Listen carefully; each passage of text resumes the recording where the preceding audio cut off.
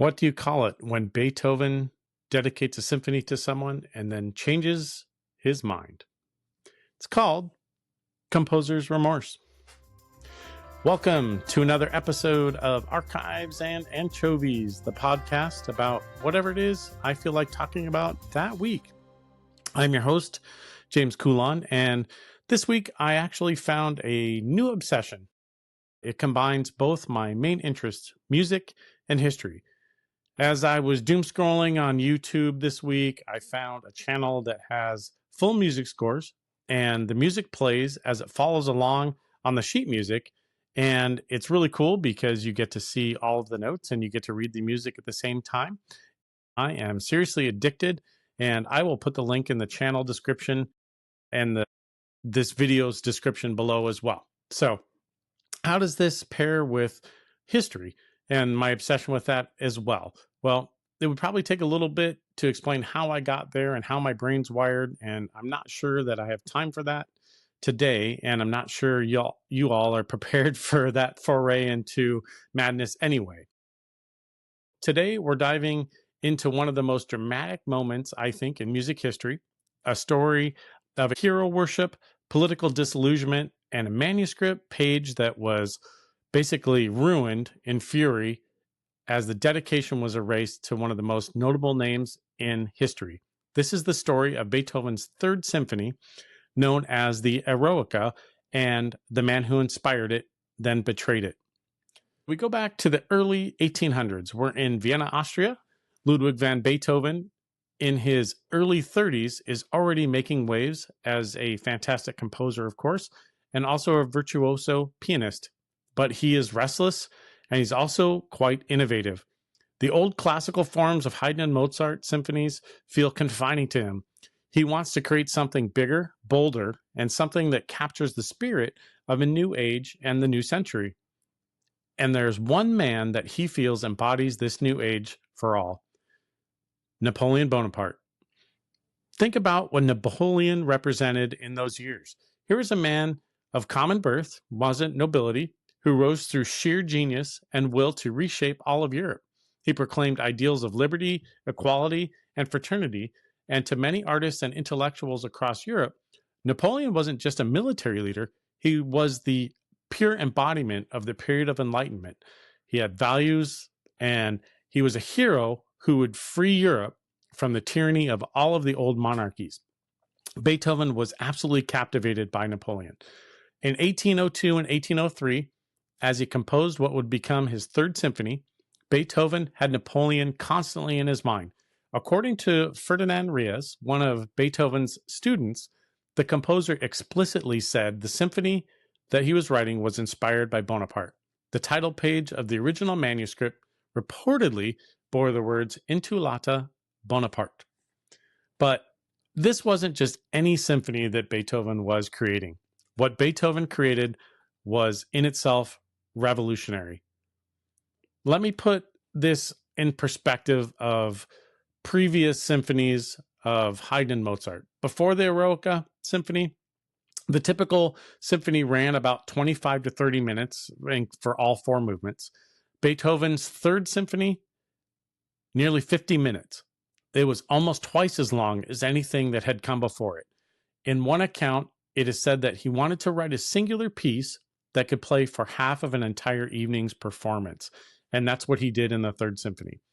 The first movement alone is longer than many entire symphonies, either by Haydn or Mozart, and definitely of the period. It's constructed on a just tremendous epic scale with complexity and emotional range that would have been shocking to people that were listening at that period of time. The opening notes make it instantly recognizable, and the development section doesn't just play with themes, it battles with them. It tears them apart, and it completely rebuilds them. It also contains, for me, one of the most dissonant notes of the classical era. If you've listened to that movement, you'll know which note exactly I'm talking about. Then comes the second movement, slow, a funeral march, solemn, profound, devastating. This isn't background music for aristocratic entertainment. This is music that demands you confront mortality itself, and the middle section has been used in a number of movies and television shows, and you probably would recognize it if you listen to it. The third movement is a spirited scherzo, brings a little bit of relief, but even here, there's something untamed and powerful. And the finale, one of the greatest openings of any piece ever written, in my opinion. A blazing fast run. These notes, they're perfectly setting up a theme and a set of variation that builds into an overwhelming affirmation of the human spirit at the end. Just tremendous.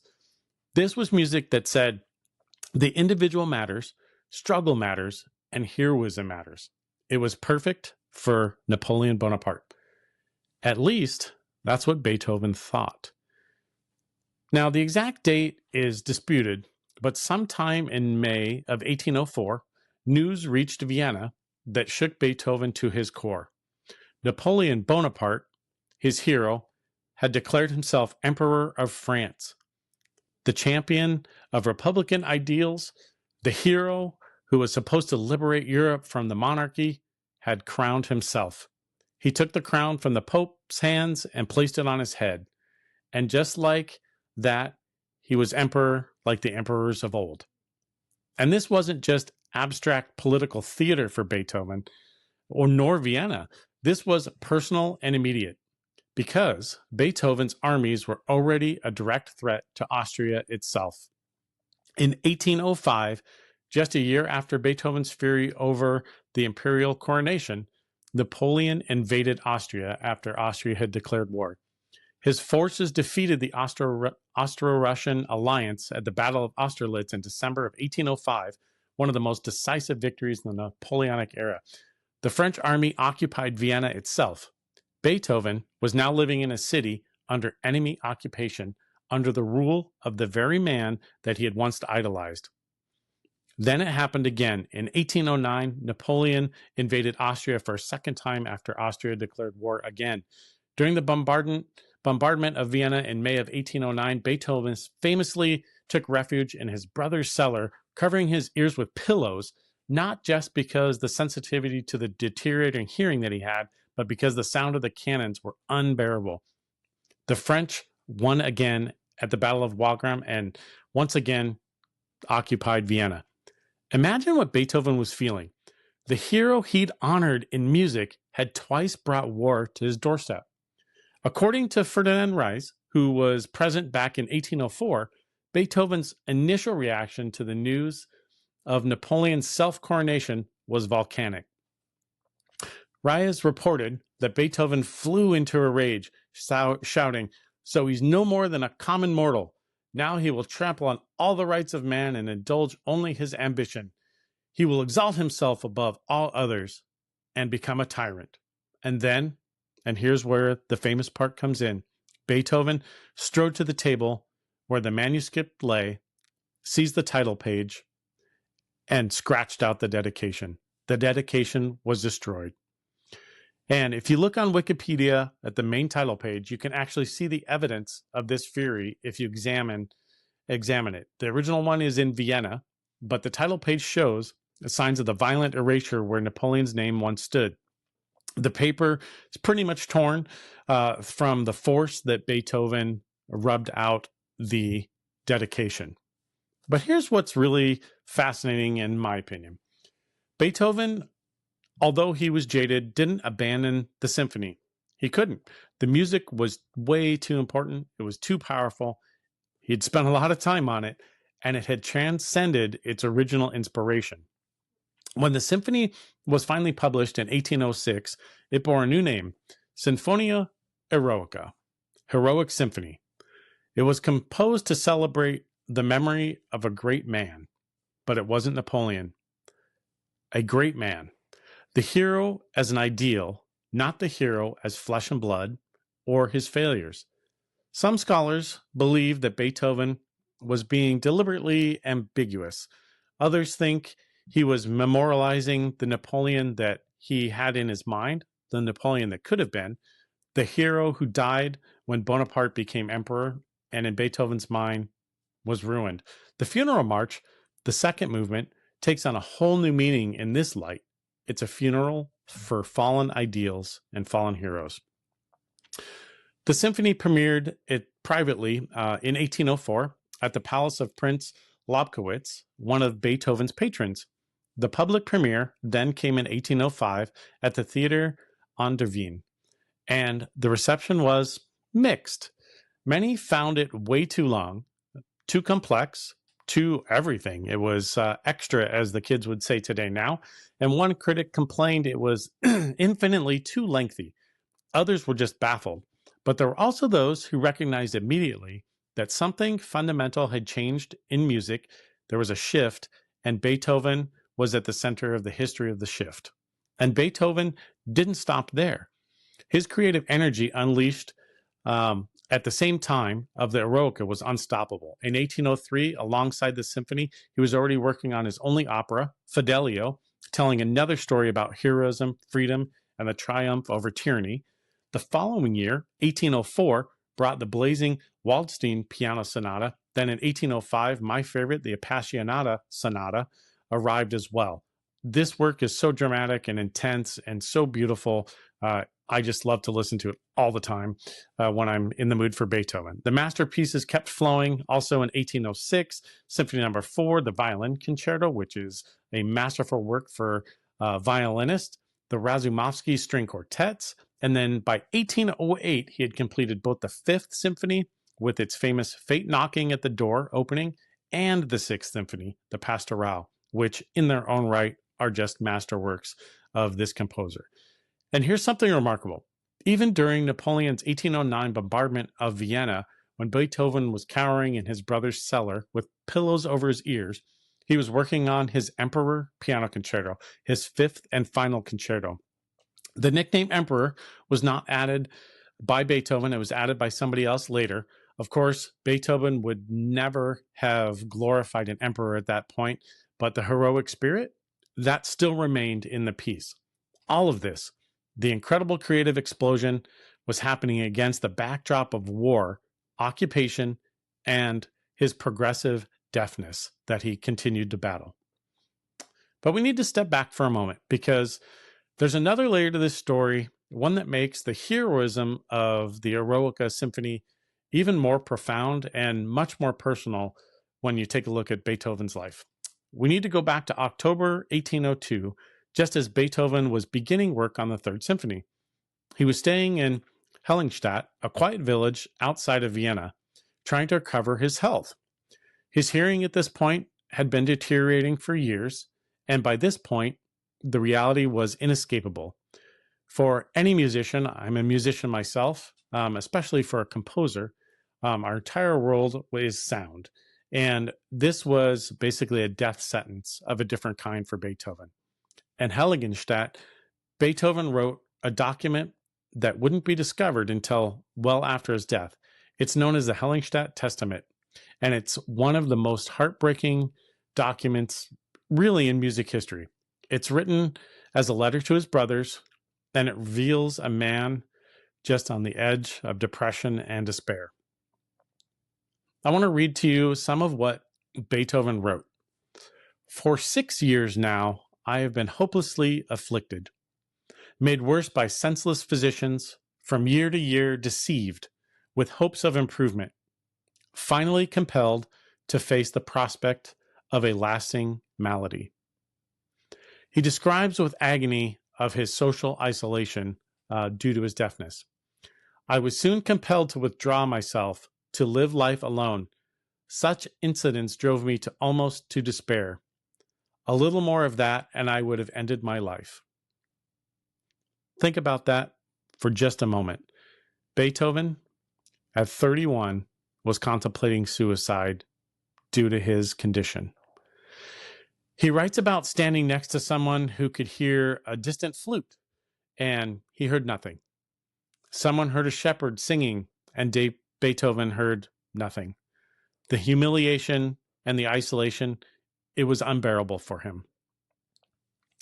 He quotes, "It was impossible for me to say to people, 'Speak louder, shout, for I am deaf.' How could I possibly admit an infirmity in the one sense which ought to be the most perfect in me than in others?" Can you even imagine? The one sense that should be most perfect in a composer is just gone or going, and worse, having to hide it to pretend to watch people's faces as they realize something is not right, something is definitely wrong. But then comes the crucial turn, the moment that changed everything. Beethoven writes, "It was only my art that held me back. It seemed to me impossible to leave the world until I had brought forth all that I felt was within me." Only art held back Ludwig van Beethoven from committing suicide. The music he had not yet written saved his life.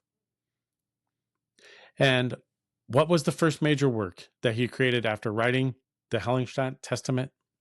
It was the Eroica, the Third Symphony, the work that announced to the world that Beethoven had found his voice, ironically, just as he was losing his hearing.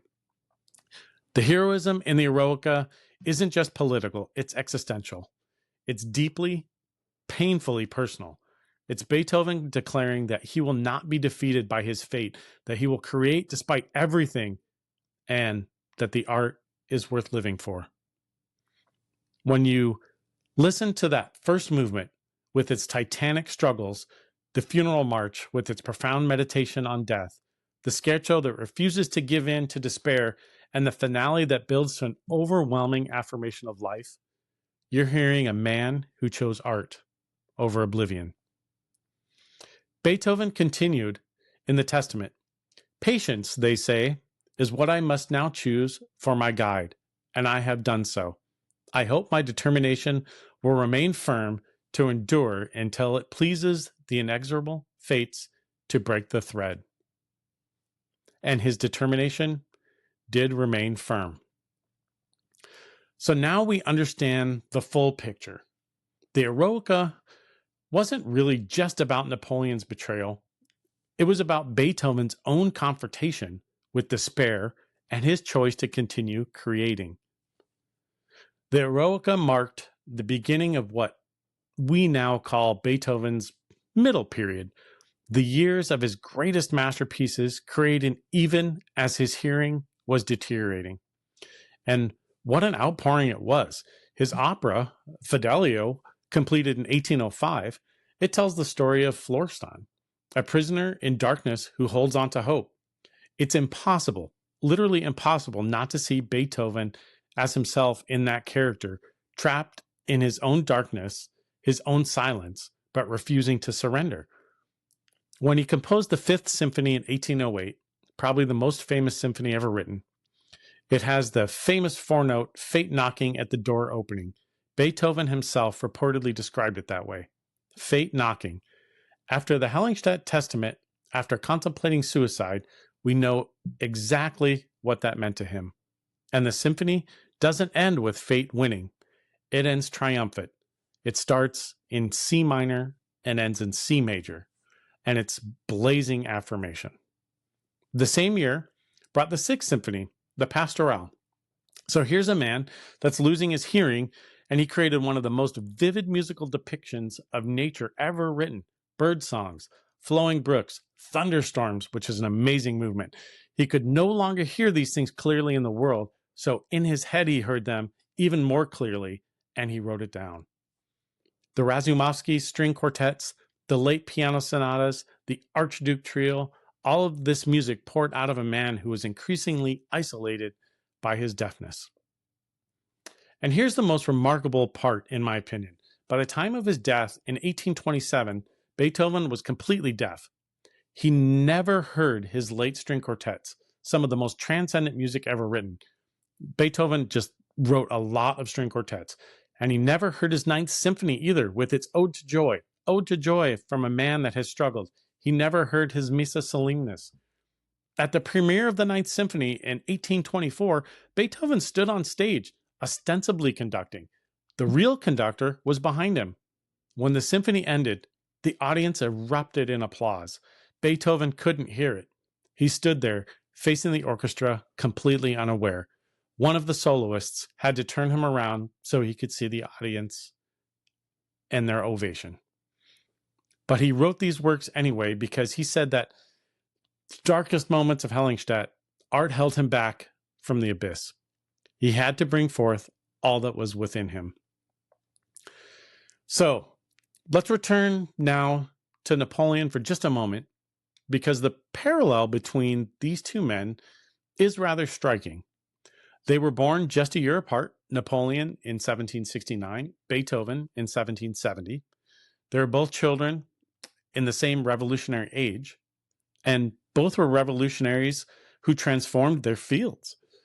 Both embodied the idea of heroic individual rising above circumstances, but their paths were very different and they were very much diverged. Napoleon chose power. He crowned himself emperor, conquered nations, and ultimately fell. By 1821, he was dead in exile on St. Helena as a prisoner on a remote island, forgotten by the empire he'd built.